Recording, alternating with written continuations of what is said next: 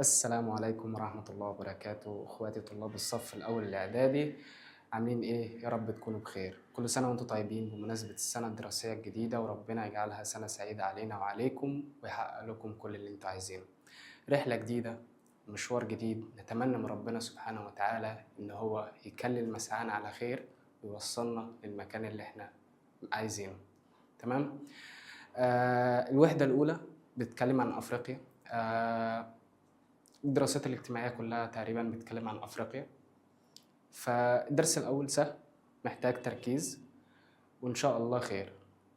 قبل أي حاجة عايزكم تسموا الله بسم الله الرحمن الرحيم وتصلوا على رسول الله عليه أفضل الصلاة والسلام. قال لك إن العالم بيتقسم لسبع قارات. كم قارة؟ 7 قارات.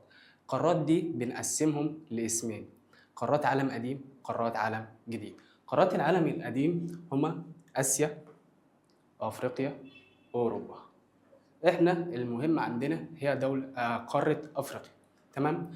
قارات العالم الجديد هي أمريكا الشمالية، أمريكا الجنوبية، وأستراليا، والقارة القطبية الجنوبية اللي هي الأنتاركتيكا. أنتاركتيكا. تمام؟ تمام. طيب يا مستر، يعني إيه قارات عالم قديم وقارات عالم جديد؟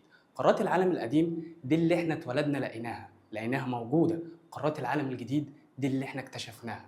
يعني إحنا اتولدنا لقينا نفسنا موجودين في أفريقيا، لقينا أوروبا، لقينا آسيا، بس ما كناش لسه اكتشفنا الأمريكتين ولا أستراليا ولا القارة القطبية الجليدية اللي هي الأنتاركتيكا. تمام؟ تمام. فقسمناهم لاتنين: قارات عالم قديم، قارات عالم جديد. أفريقيا من قارات عالم القديم. تمام؟ تمام. قبل أي حاجة لما بندرس كل قارة لازما نبدأ بالمساحة. لازما نبدأ بإيه؟ بالمساحة. فعندك أفريقيا،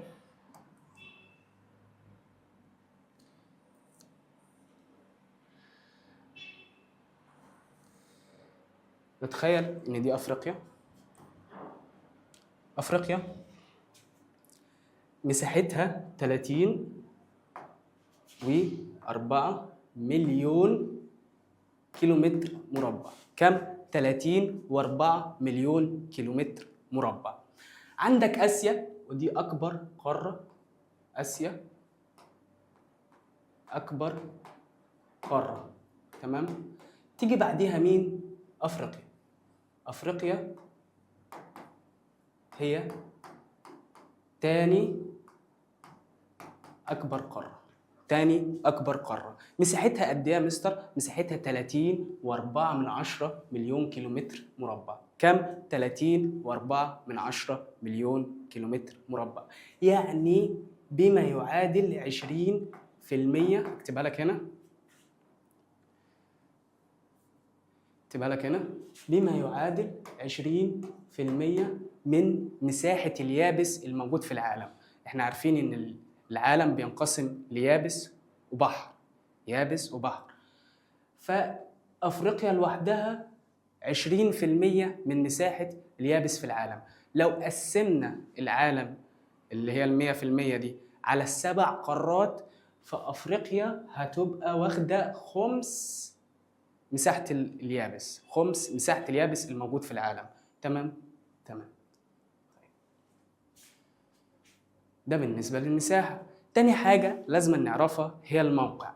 الموقع عندي بينقسم لاتنين: موقع بالنسبة للموقع الفلكي، وموقع بالنسبة للموقع الجغرافي. طب ايه الفرق؟ الموقع الفلكي ده بالنسبة لإيه؟ بالنسبة لخطوط الطول ودوائر العرض. أما بالنسبة للموقع الجغرافي فهو موقعها بالنسبة للحاجات المجاورة ليها. الحاجات دي عبارة عن بحار، قارات أو دول. قارات أو بحار. تمام؟ تمام. قال لك إن الموقع الفلكي لأفريقيا، نرسمها تاني. الموقع الفلكي لأفريقيا بالنسبة لدوائر العرض بتمر على دائرتين عرض من 37 شمالا، دائرة عرض شمالا، ل 35 جنوبا. يبقى 37 شمالا، دائرة عرض 37 شمالا ل 35 جنوبا. تمام؟ تمام. بيمر عليها من خطين طول، ايه؟ 51 شرقا و17 غربا، يعني بما يوازي، تعال اكتبها لك هنا، 37 شمالا ده بالنسبة لدوائر الأرض لإيه؟ 34 جنوبا، يعني 70 أو أكتر من دائرة عرض، أكتر من 70 دائرة عرض. وكام خط طول؟ 68 خط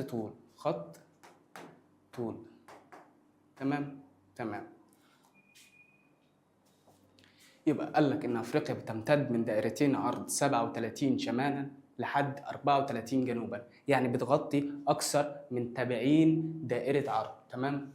وكمان بتمتد من خطين طول 17 غربا لحد 51 شرقا، يعني 68 في أيوه 68 خط طول، وكام أكتر من 70 دائرة عرض. تمام؟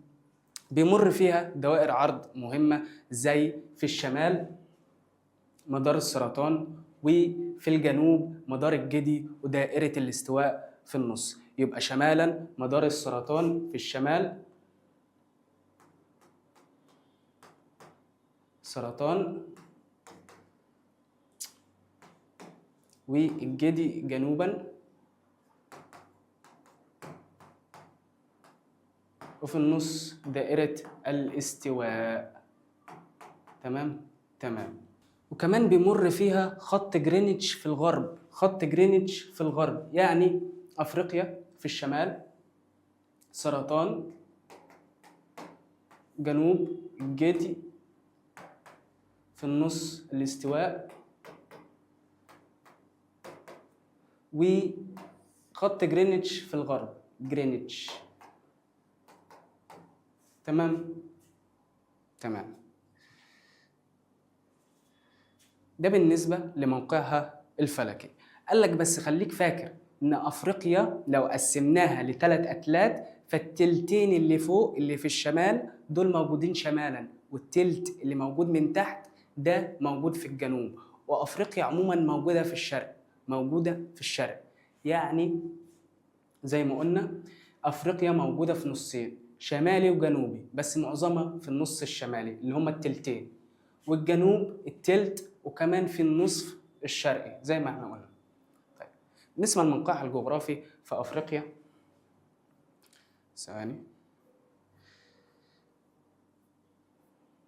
بالنسبة لموقعها الجغرافي في أفريقيا بيحدها من الشمال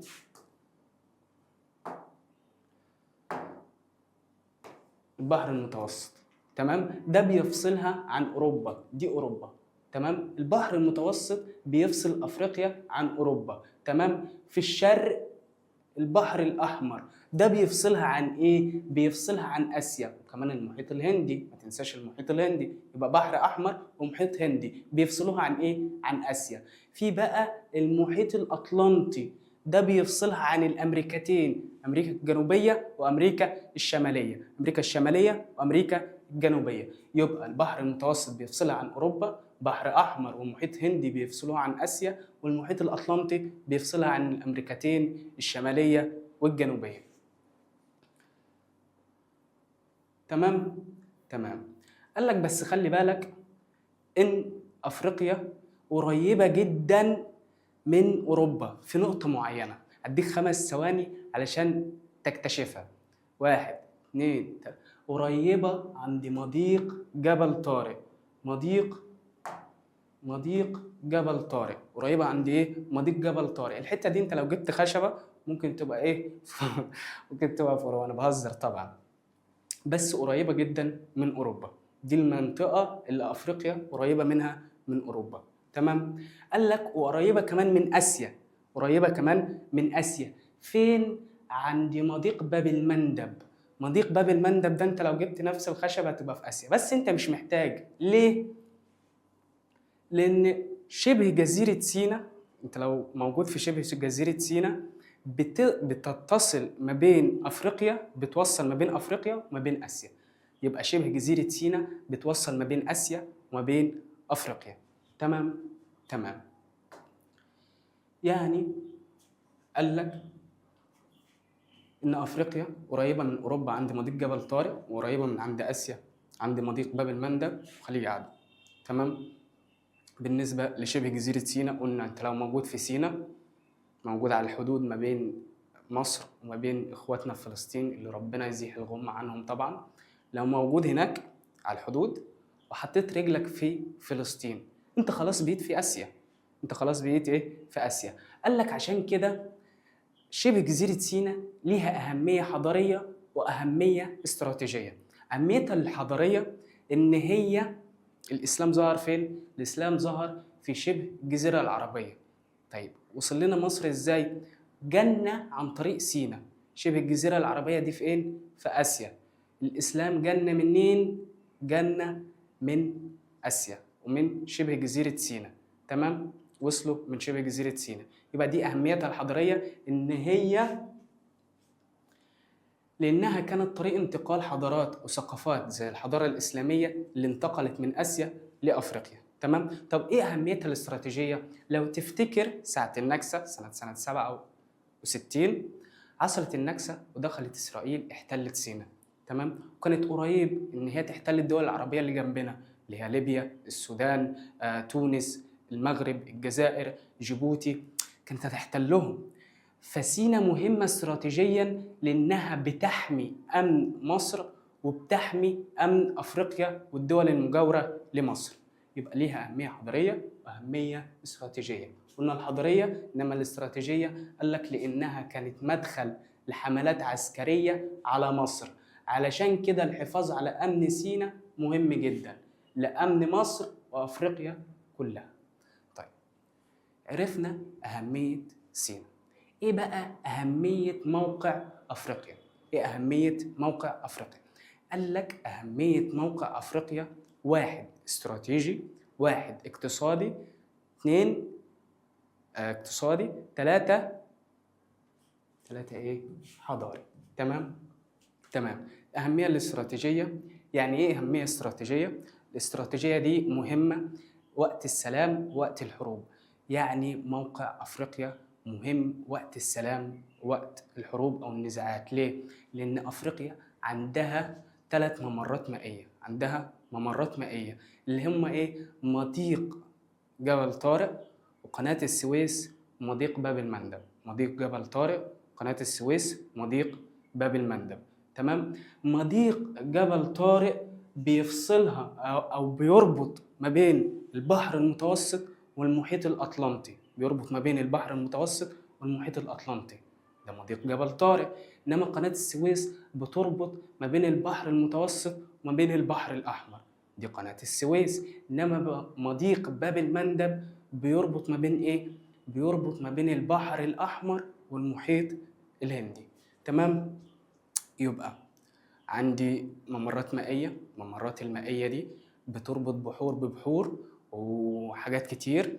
فأنا لو قاعد في أوروبا لازما أعدي على أفريقيا والممرات بتاعتها، وأنا لو في أمريكا وعايز أروح الهند لازما أعدي على أفريقيا والممرات بتاعتها.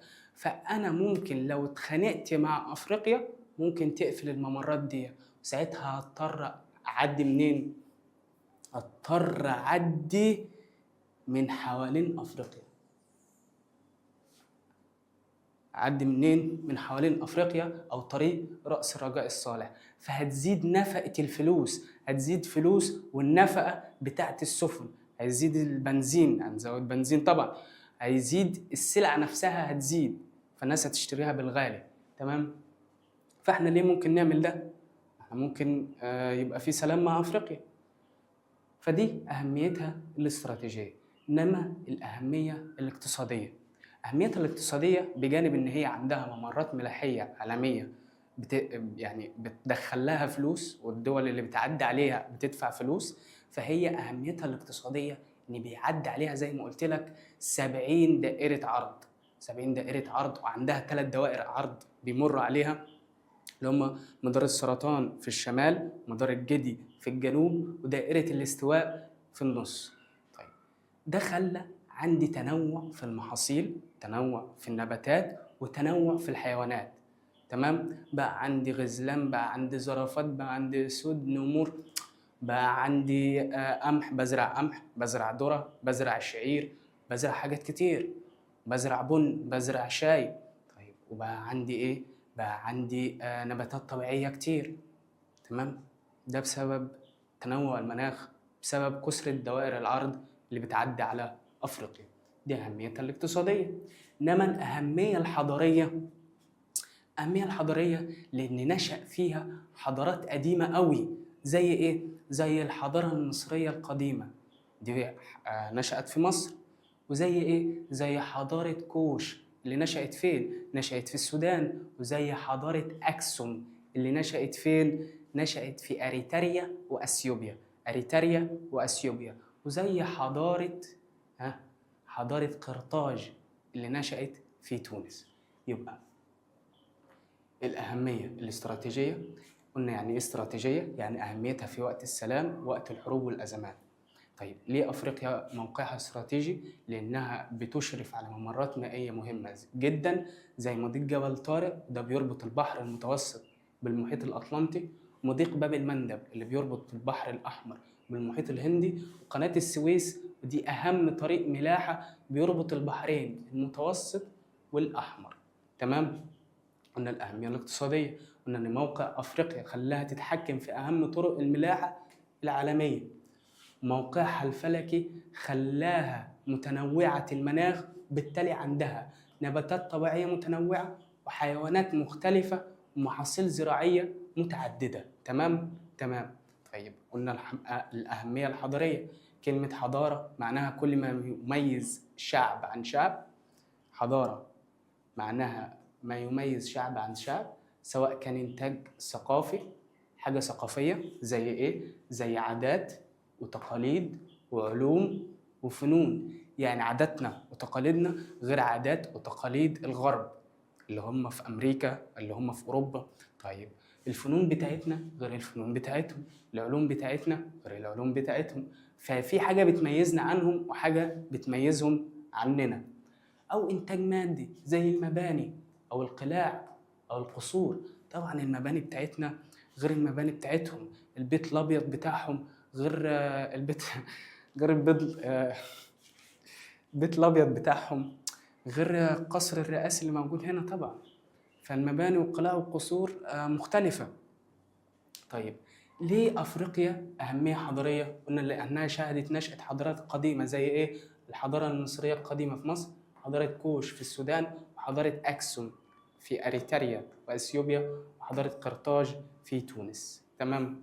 تمام.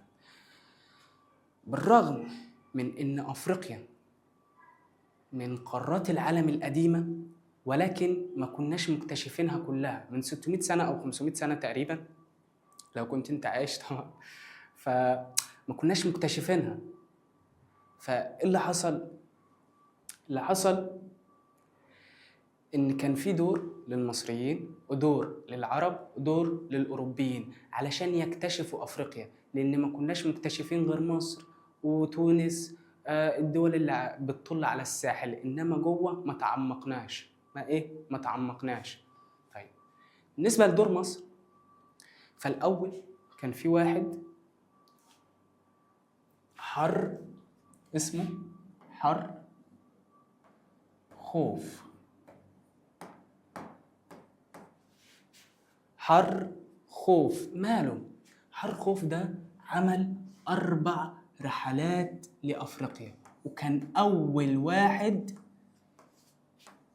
واحد يكتشف بلاد من أفريقيا. أول واحد يكتشف بلاد من أفريقيا. جه بعده الملك نخاو الثاني. ماله الراجل ده؟ قال لك إن الراجل ده بعت رحلة الرحلة دي قعدت 3 سنين. بعت رحلة، الرحلة دي قعدت 3 سنين. تمام؟ تمام. طيب ليه تقعد 3 سنين؟ قال لك إن عدوا من البحر الأحمر ورجعوا من مضيق جبل طارق. عدوا البحر الأحمر، عدوا أفريقيا من البحر الأحمر ورجعوا لمضيق جبل طارق. مشوا من البحر الأحمر، تمام، لحد ما رجعوا من إيه؟ من مضيق جبل طارق. تمام. خدوا كام سنة؟ 3 سنين. خدوا كام سنة؟ 3 سنين. واكتشفوا إيه؟ اكتشفوا الدول أو الدول الشرقية اللي موجودة في شرق أفريقيا. اكتشفوا شرق أفريقيا. تمام؟ تمام. واكتشفوا إيه تاني؟ اكتشفوا السودان.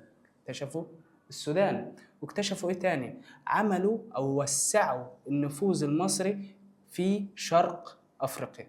الدول الموجودة في شرق أفريقيا وسعوا النفوذ بتاعتهم. النفوذ المصري بقى موجود في دول شرق أفريقيا. تمام؟ الدول غرب أفريقيا، ده الغرب وده الشرق. تمام؟ يبقى اكتشفوا الشرق، اكتشفوا السودان، ووسعوا النفوذ الحضاري لمصر في غرب أفريقيا.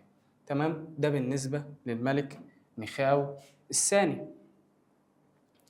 جه بعده البابا الباشا الكبير محمد علي باشا. محمد علي باشا سنة 1000. محمد علي عمل ايه الراجل ده؟ الراجل ده سنة 1839 بعت رحلة علشان تكتشف منابع نهر النيل لحد ما وصل للنيل الأبيض، لحد ما وصل للنيل الأبيض، وعمل خريطة النيل الأبيض، وعمل خريطة لمصر والسودان، لمصر والسودان، لمصر والسودان. عمل خريطة لمصر والسودان لحد جنوب السودان. رسم مصر ورسم السودان لحد الجنوب. تمام؟ تمام. جه بعده مين؟ إسماعيل حفيده. إسماعيل عمل إيه؟ قال لك اهتم بموضوع اكتشاف منابع نهر النيل، ووصل حكمه لحد جنوب خط الاستواء. يبقى الرحالة اللي هو حر خوف ده قام برحلات جنوب أفريقيا، قعدت 4 سنين. تمام. كان أول واحد يقوم بالرحلات ويكتشف أفريقيا. الملك ميخاو الثاني بعت رحلة دارت حوالين أفريقيا 3 سنوات كاملة، قلنا من البحر الأحمر لحد مضيق جبل طارق. تمام؟ تمام. قلنا إن هو اكتشف الدول الموجودة في شرق أفريقيا، اكتشف السودان، ووسع نفوذ مصر في دول غرب أفريقيا. تمام؟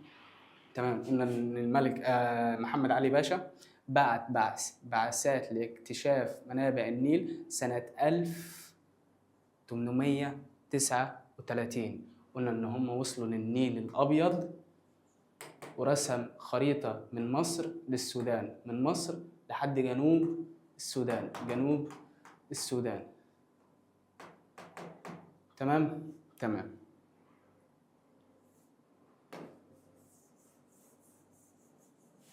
ده بالنسبة لمحمد علي باشا. قلنا الخديوي إسماعيل اهتم بموضوع اكتشاف منابع النيل ووصل حكمه لحد جنوب خط الاستواء.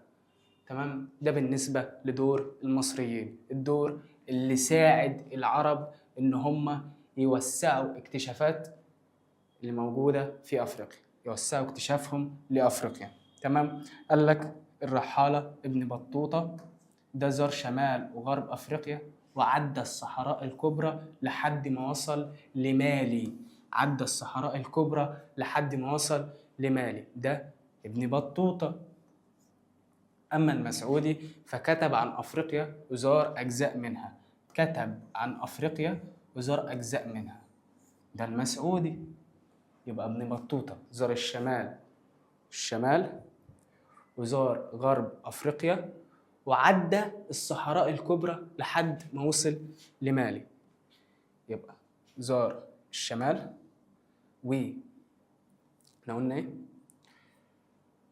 زار الشمال وغرب افريقيا، الدول الموجوده في الغرب، وعدى الصحراء الكبرى، دي كلها كانت صحراء كبرى، لحد ما وصل لمين؟ لمالي. ده ابن بطوطه. والمسعودي كتب عن افريقيا وزار اجزاء منها. جه بعدهم التجار العرب.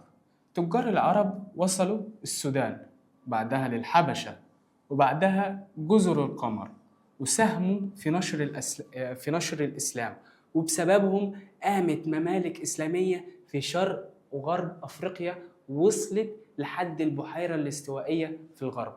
يبقى قامت ممالك إسلامية في شرق أفريقيا لحد البحيرة الاستوائية في الغرب.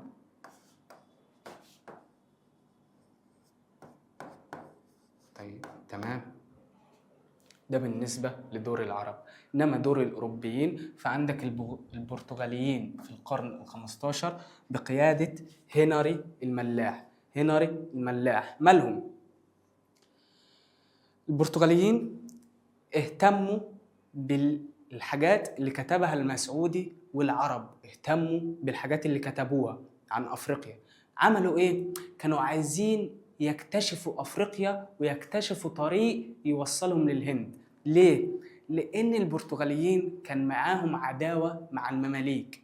المماليك دول إسلام مسلمين، والمماليك البرتغاليين مسيحيين، فكان في عداوة ما بينهم. تمام؟ والحروب الصليبية والحاجات دي كلها. فقال لك احنا بنعدي عليهم، بنديهم فلوس، بنجيب منهم التوابل، بنديهم فلوس، فهم بياخدوا الفلوس دي بيتسلحوا، بيبقى عندهم نفوذ، بيحاربونا. فاحنا نعمل ايه؟ نكتشف طريق يودينا للهند، نجيب التوابل بتاعتنا من غير ما ندفع للمماليك حاجة. تمام.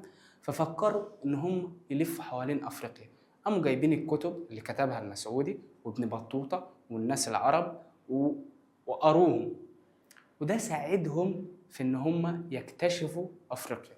فقال لك ان في القرن ال15 حاولوا يوصلوا للهند عن طريق الدوران حول افريقيا، دول البرتغاليين، فاكتشفوا طريق رأس الرجاء الصالح. تمام. فعملوا مواني ومراكز تجارية. ليه؟ علشان يأمنوا لتأمين الملاحة.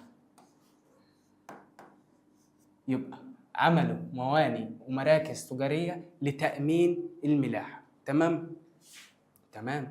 جه بقى في القرن ال18، ما تنساش البرتغاليين قرن 15، البرتغاليين قرن 15، إنما في القرن ال18 وال19 هما إنجلترا وفرنسا وهولندا. اكتب لك حرف الاتش عشان مش عارف بتنطق ازاي بالانجليزي. طيب، انجلترا وفرنسا وهولندا مالهم؟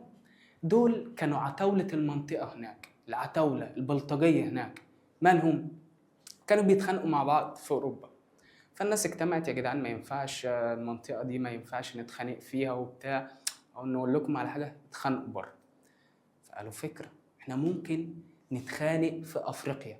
أفريقيا عندها ثروات كبيرة جدا، ربنا أنعم عليها بثروات كبيرة جدا، أكتر قارة فيها ثروات هي أفريقيا. تمام؟ قال لك احنا نستنزف أفريقيا وننهبها علشان نتسلح ويبقى معانا فلوس. تمام. فبدأ الصراع بتاعهم ينتقل لأفريقيا. فقال لك إن الإنجليز والفرنسيين والهولنديين ساعدوا في اكتشاف منابع النيل، اكتشفوا منابع النيل، لكن بدأ صراع استعماري رهيب للسيطرة على أفريقيا ونهب خيراتها.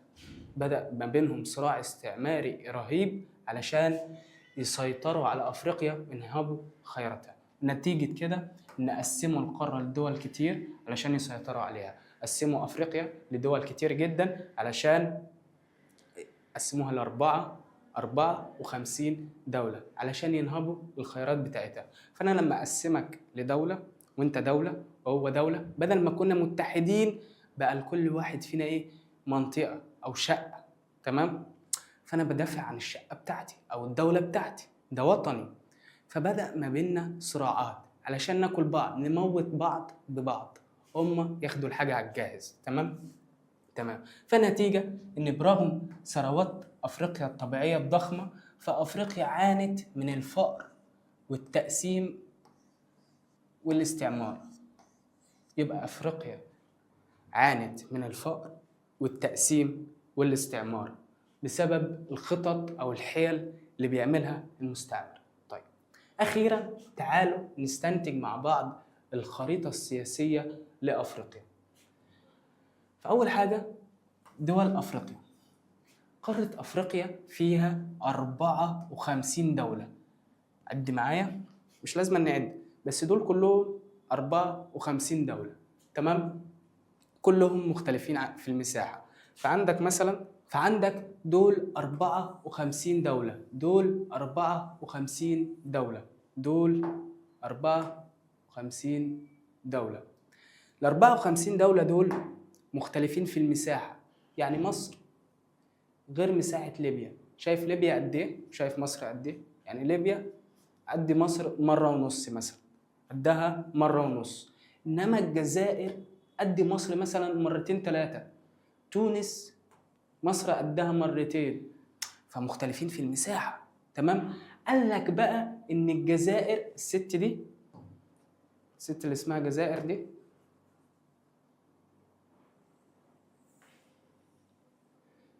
الجزائر هي أكبر دولة في أفريقيا من حيث المساحة. يبقى أكبر دولة في أفريقيا من حيث المساحة هي الجزائر. تمام؟ قال لك إن مصر من أكبر الدول في المساحة، من أكبر الدول في المساحة، مش أكبر دولة، مش أكبر دولة، ولكن من أكبر الدول في المساحة. تمام؟ تمام. تبقى أكبر دولة في أفريقيا من حيث المساحة هي الجزائر. مصر موجودة فين في أفريقيا؟ لو عملنا لأفريقيا كده،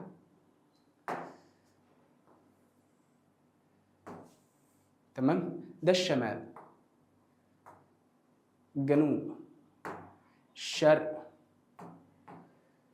غرب. تمام؟ قلنا إن مصر من أكبر الدول في المساحة، الجزائر هي أكبر دولة من حيث المساحة في أفريقيا. طيب، مصر موجودة فين؟ في الشمال، في الشمال. طيب، ده شرق وده غرب. مصر موجودة في الغرب ولا في الشرق؟ في الشرق. يبقى مصر موجودة في الشمال شرق، شمال شرق أفريقيا. تمام؟ يبقى مصر موجودة في الركن الشمالي الشرقي من أفريقيا، ومن أكبر الدول القارة مساحة. طيب، الدول العربية اللي موجودة في أفريقيا كم دولة عربية؟ الدول العربية الموجودة في أفريقيا كم دولة؟ عد معايا، هنعد دلوقتي ثواني. بص، عندك مصر، احنا عرب بنتكلم عربي دلوقتي. عندك السودان، عرب صحيح، ممكن ما تفهمش منهم حاجة بس بيتكلموا عربي. عندك ليبيا نفس الكلام، عرب. عندك تونس، عرب. يبقى 1 2 3 4. مين تاني؟ الجزائر، المغرب، عرب. يعني ممكن بيتكلموا فرنساوي بس هم في الأصل عرب. عندك موريتانيا. وعندك مين تاني؟ فكر معايا، مين تاني؟ جيبوتي. تمام؟ مين تاني بقى؟ الصومال. يبقى عد معايا: 1 مصر، 2 السودان، 3 ليبيا، 4 تونس، 5 جزائر، 6 المغرب، 7 موريتانيا، 8 جيبوتي، و9 الصومال. ناقص واحدة. هديك 5 ثواني تكتشفها. 1 2 3 جزر القمر، جزر القمر. يبقى مصر، السودان، ليبيا، تونس، جزائر، مغرب، موريتانيا، جيبوتي، صومال، جزر القمر. كم دولة؟ 10 دول عربية. يبقى الدول العربية في أفريقيا 10 دول عربية، هما مصر، السودان، ليبيا، تونس، الجزائر، المغرب، موريتانيا، جيبوتي، الصومال، جزر القمر. تمام؟ تمام.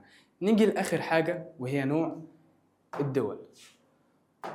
نوع الدول في أفريقيا، قال لك إن في أفريقيا في دول حبيسة ودول بتطل على الساحل.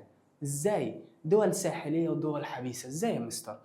قال لك الدول الحبيسة دي الدول الموجودة في نص القارة، أو الدول اللي مش بتطل على البحر. زي مين؟ جنوب السودان، أفريقيا الوسطى، تشاد، النيجر، مالي، بوركينا فاسو، إثيوبيا، زامبيا، زيمبابوي، ملاوي، بوتسوانا. دي كلها دول ما بتطلش على الساحل، دي كلها دول ما بتصيفش. امال بتعمل ايه يا مستر؟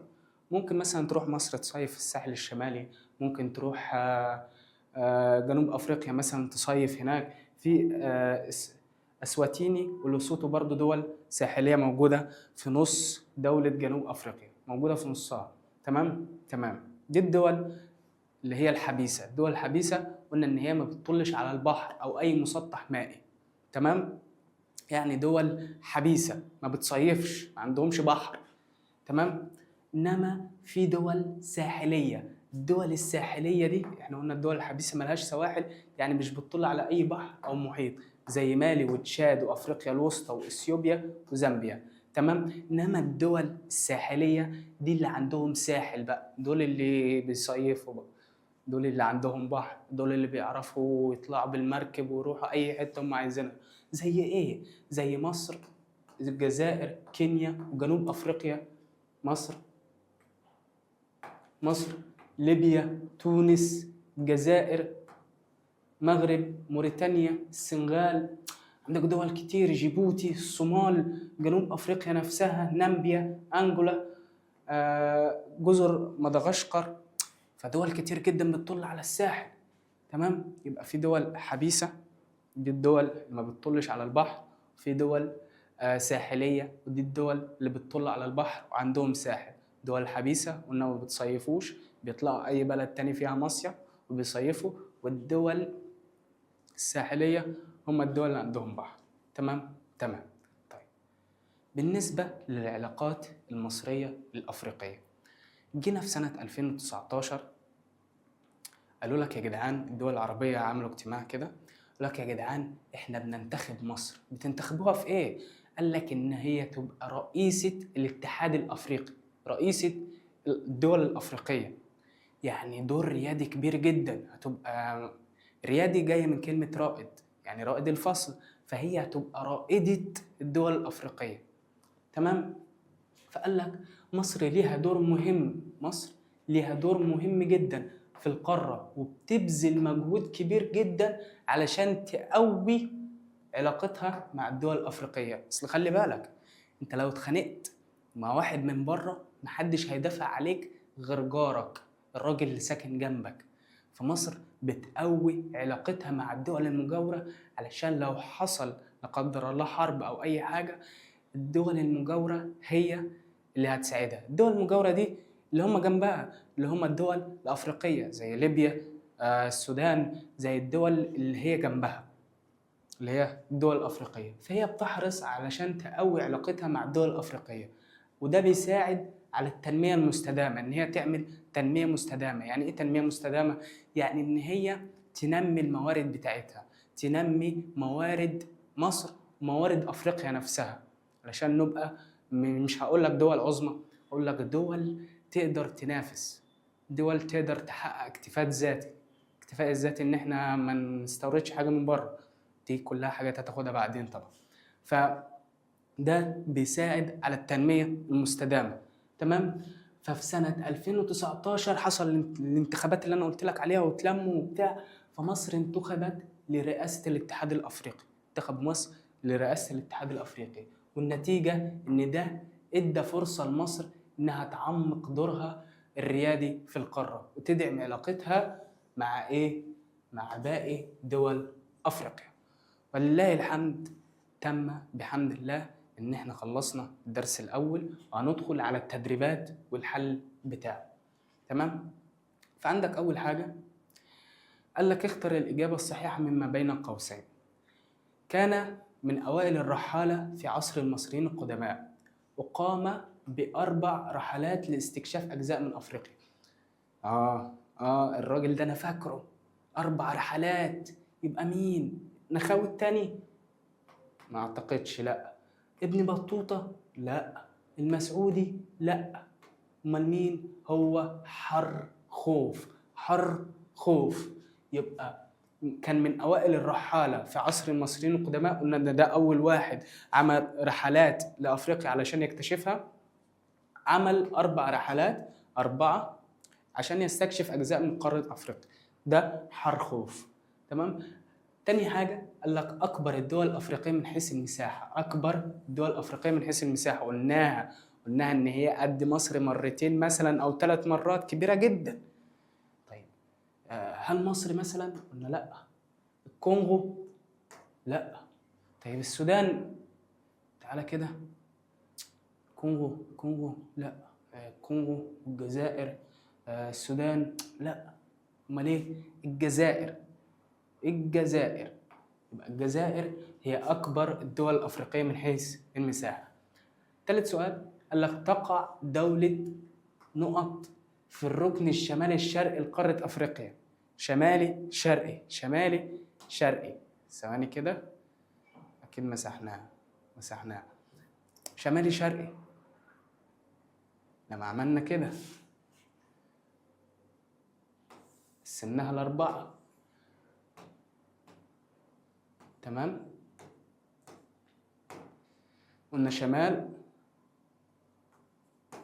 شرق، جنوب، غرب. ايه الدولة الموجودة في الشمال الشرقي؟ عندك 4 اختيارات. مغرب دي موجودة في الغرب، عشان كده اسمها مغرب. طيب اثيوبيا؟ لا، اثيوبيا موجودة في النص، يعني مش في الشمال، في أجزاء منها في الجنوب، فلا مش اثيوبيا. أمال مالي؟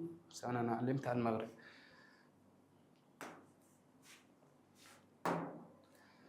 طيب مالي دي موجودة تحت الجزائر في الغرب، يبقى مين؟ مصر هي اللي موجودة في الشمال الشرقي ساعة لما عملنا 4 أسهام وبتاع، بس أنا بفكرك. طيب صوب ما تحته خط. بدأت الرحلة التي أرسلها الملك نخاوي الثاني بالدوران حول أفريقيا من المحيط الأطلنطي. غلط كبير كمان. ليه؟ إن هي قلنا بدأت من البحر الأحمر. تمام. طيب قال لك امتد التأثير الحضاري لمصر في عصر المصريين القدماء إلى جنوب أفريقيا، ومنابع النيل الاستوائية. غلط. أمال امتد لحد فين؟ قلنا امتد في الغرب، غرب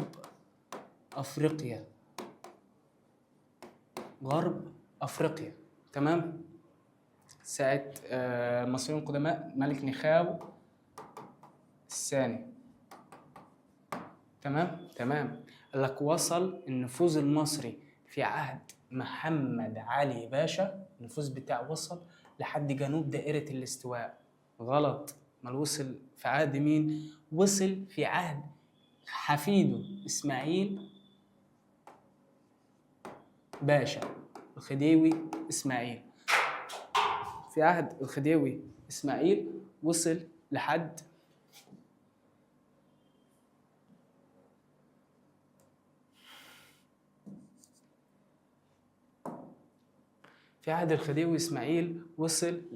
جنوب دائرة الاستواء. تمام. قال لك تعددت الممالك الإسلامية في قارة أفريقيا على السواحل الجنوبية. غلط. الشرقية. تمام. كان هنري الملاح أول الأمراء الإنجليز. غلط. اتذكر فين؟ في البرتغال. هو الأمراء البرتغاليين المهتمين باكتشاف قارة أفريقيا في القرن ال15، يبقى البرتغال. من أمراء البرتغال. تمام. قال لك أمامك خريطة لقارة أفريقيا. أنا أحب الخرايط أوي، أحب الخرايط. أول حاجة رقم 1، ده رقم 1 مدار، قلنا في الشمال مدار سرطان، مدار السرطان والعياذ بالله. تمام. تاني حاجة في الجنوب، قلنا شمال سرطان، جنوب جدي، مدار جدي. تمام. اللي في النص بقى رقم 3 دائرة الاستواء. تمام. 4 خط جرينتش. تمام. 5 محيط هندي. 5 فين؟ 5 محيط الهندي. تمام. ساعة لما قلت لك ان مضيق باب المندب بيفصل ما بين البحر الأحمر والمحيط الهندي. تمام. أيوه. 6 المحيط الأطلنطي. ساعة لما قلت لك مضيق جبل طارق بيفصل ما بين البحر المتوسط وما بين المحيط الأطلنطي. تمام. 7 حاجة احنا قلنا هنا مدار الجدي، الاستواء، جرينتش. تمام. المحيط الهندي والمحيط الأطلنطي. طيب عندك رقم 7. 7 فين؟ استنى عشان احنا مش شايفين حاجة هنا.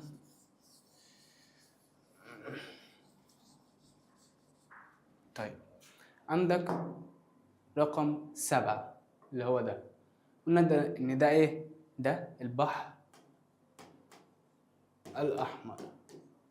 يبقى 7 اللي موجود عند رقم 7 هناك، اللي قناة السويس بتفصل ما بينه وما بين البحر المتوسط، فهو البحر الأحمر. تمام. عندك رقم 8. فين 8؟ اهو آخر حاجة عندي، وهو البحر المتوسط. الدنيا سهلة ولذيذة، مش عايزك تخاف من حاجة،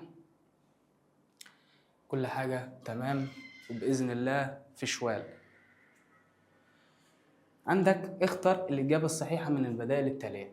فقال لك تعد قارة أفريقيا ثاني قارات العالم من حيث المساحة بعد قارة إيه؟ قلنا إن أول قارة من حيث المساحة هي آسيا. تمام. قال لك يفصل قارة أفريقيا عن قارة أوروبا. إيه اللي بيفصل ما بينهم؟ نتخيل اللي بيفصل ما بينهم اللي في الشمال البحر المتوسط. قال لك تتصل قارة أفريقيا بقارة آسيا بريا عن طريق إيه؟ قلنا لو وقفنا على الحدود وبقينا موجودين في فلسطين، وقتها هنبقى إيه؟ في آسيا. ربنا يفك الغم عنهم بإذن الله، ينصرهم على من يعاديهم. قال لك بيفصل قارة أفريقيا عن قارة أوروبا ده البحر المتوسط، وتتصل قارة أفريقيا بقارة آسيا بريا عن طريق إيه؟ اللي لسه ذاكرينها، شبه جزيرة سيناء. تمام. قال لك إذا خرجت سفينة من قناة السويس في مصر، سفينة خرجت من قناة السويس، تمام، اتجهت للشمال علشان تدور حول أفريقيا، فإن المسار الصحيح للسفينة لعودتها لنفس المكان سيكون ثواني. دي هنحلها على الخريطة.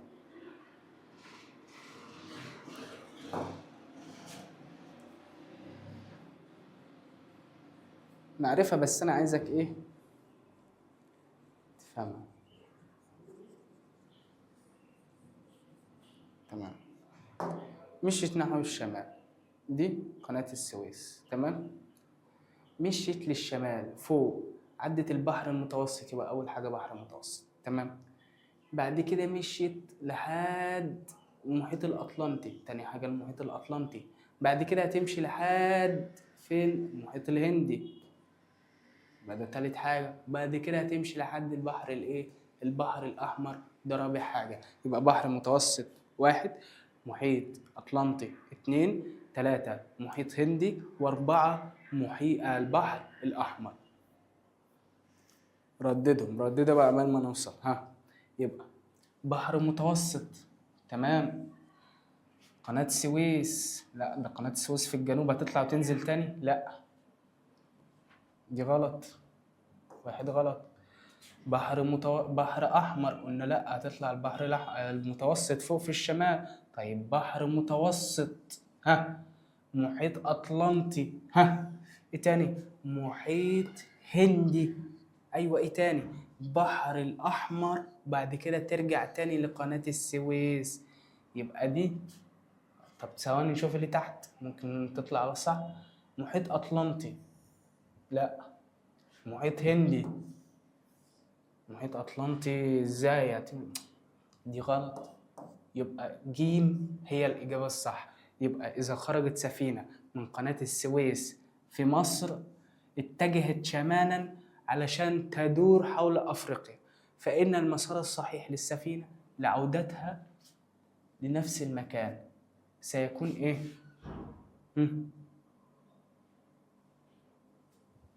يبقى البحر المتوسط اللي هي جيم، بحر متوسط، محيط أطلنطي، محيط هندي، بحر أحمر، وقناة السويس.